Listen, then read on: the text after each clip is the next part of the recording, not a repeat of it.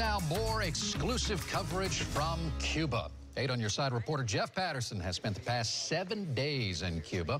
He was the only Bay Area reporter covering an important trip to Cuba by members of Congress. Well, looky here. Talk about a whirlwind trip. Jeff is back with us tonight in Just got off the plane. And actually, you got off the plane and you came home to some big news from the White House. You know, I saw a lot while I was there. Experienced history in the making while I was in Cuba. But today's announcement that a sitting U.S. president will be traveling to Cuba would have been unthinkable just a few years ago.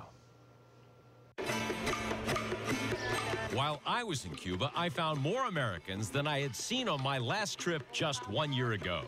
It's a country of contrast. We saw great beauty, and yet we saw buildings that are falling apart.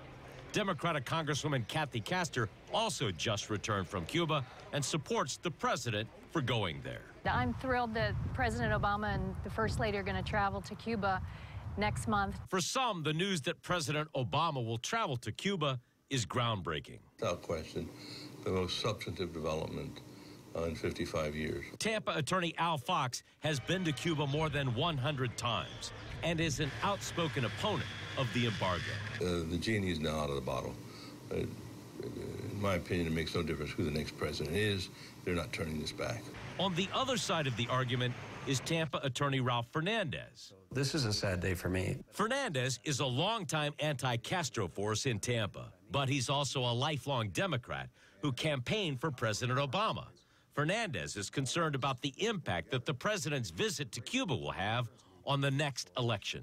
I think this fuels the fire of those Cuban Americans that do have money and do vote. But Congresswoman Castor disagrees with Fernandez and believes the president will be able to press for the cause of human rights and other issues while he's there. I think President Obama's visit will be a very important sign to the Cuban people there. Castor told me today she is more committed than ever to lifting the embargo, and she believes it will happen this year because of all of the momentum that's going on. Strong feelings on both sides with this. You see Marco Rubio and some others saying this is not the time. No sitting president should go to Cuba. And then you see what you saw. You saw a lot of change, the road construction, the building renovation, and the hope on the part of the people. Why do you think now is the time for President Obama?